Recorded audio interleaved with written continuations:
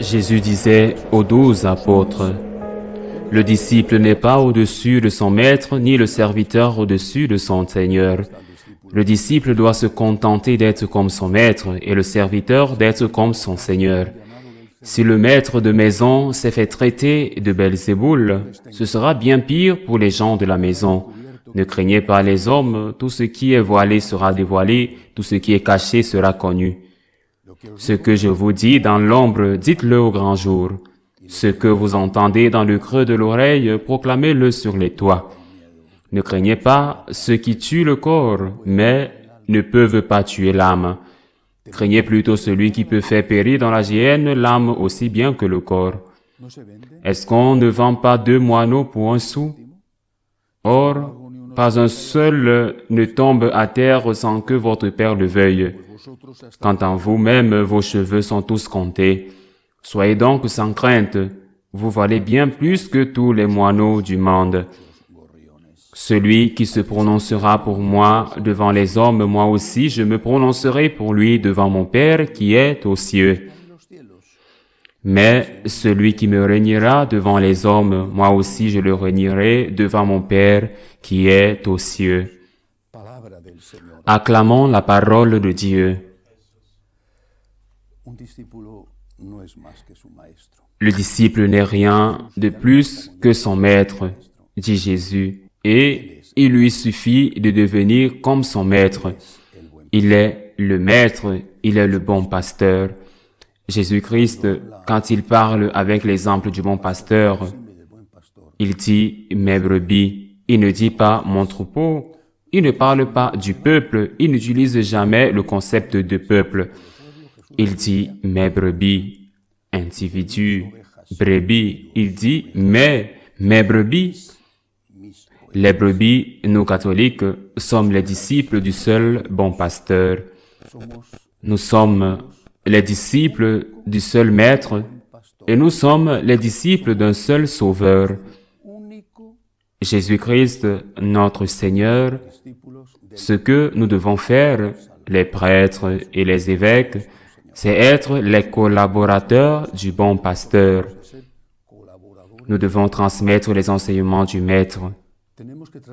Nous devons collaborer avec le Sauveur qui est le seul à sauver. Nous ne sommes pas plus que Jésus-Christ. Beaucoup, trop, se sentent supérieurs au Christ et ils le disent. Ils le disent de plus en plus ouvertement. Vous avez entendu que le Christ vous a dit, mais je vous le dis. Ils le disent de plus en plus ouvertement. Vous avez entendu que le Christ vous a dit, celui qui divorce de sa femme et en épouse une autre commet l'adultère contre la première.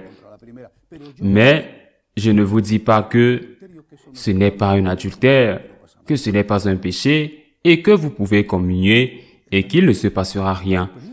Ils sont supérieurs au Christ. Ils traitent Jésus comme si Jésus n'était qu'un homme avec une doctrine purement humaine, dépassée par le passage des siècles et qui a besoin d'être mise à jour. Parce que sinon, elle n'est plus utile à l'homme d'aujourd'hui lorsqu'ils disent « Oui, c'est vrai, il y a des gens qui ne sont pas d'accord. Oui, c'est vrai. Il y a 2 sources de révélation, la parole de Dieu, la tradition. Mais il y a une 3e source. La révélation, c'est l'opinion publique. Dieu parle à travers le peuple. Oh, quel concept, je veux dire. Dieu parle à travers les majorités préalablement manipulées. Que dit la majorité? C'est la nouvelle parole de Dieu. Ce que dit la majorité est ce que veut dire le Saint-Esprit. Ce que dit la majorité est au-dessus de ce qui est dans les Écritures et au-dessus de ce que l'Église nous enseigne pendant 2000 ans. Que dit le peuple? Que dit le peuple? Que dit le peuple? C'est vrai, que dit le peuple? Nous n'aspirons pas à être plus que Jésus.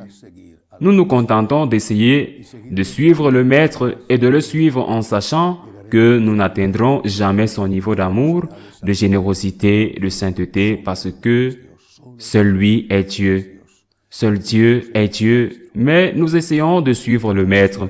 Nous essayons de le suivre en essayant et en enseignant et en transmettant ce que nous avons reçu sans ajouter nos propres choses et en considérant et en enseignant que ces choses qui sont les nôtres sont plus sages, plus importantes, plus de Dieu que celles qui sont de Dieu lui-même. Quel est le prix à payer?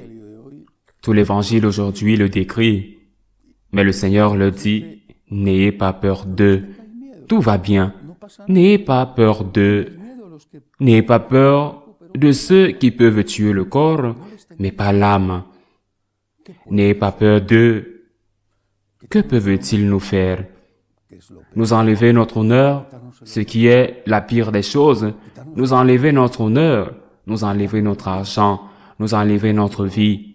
Mais si ce temps devait se terminer ici, ce serait vraiment grave. Mais cette unité n'est qu'une petite partie, le début de la vie éternelle, et c'est pourquoi nous devons écouter Jésus encore et encore. Quiconque se déclare pour moi devant les hommes, je me déclarerai pour lui devant mon Père qui est dans les cieux. Si nous confessons le Christ et le défendons devant les hommes, ceux qui sont en dehors de l'Église et ces bergers qui sont comme des loups au milieu des brebis et qui ont revêtu des vêtements de brebis, mais qui en réalité sont des loups ravisseurs, si nous nous déclarons pour le Christ, sachant que lui seul est Dieu et que ses paroles ne passeront jamais et n'ont pas besoin d'être mises à jour parce qu'elles sont la parole de Dieu, si nous nous déclarons pour le Christ, le Seigneur se déclarera pour nous quand l'heure viendra et que nous nous tiendrons devant le jugement de Dieu. Malheur à ceux qui font tant de mal aux brebis du Christ. Malheur à ceux-là, car Jésus dit que rien n'est caché qui ne vienne à la lumière.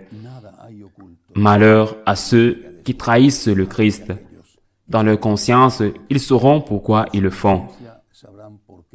Contentons-nous d'essayer de suivre le Seigneur et de ne jamais le trahir en pensée ou dans la vie. Ainsi soit-il.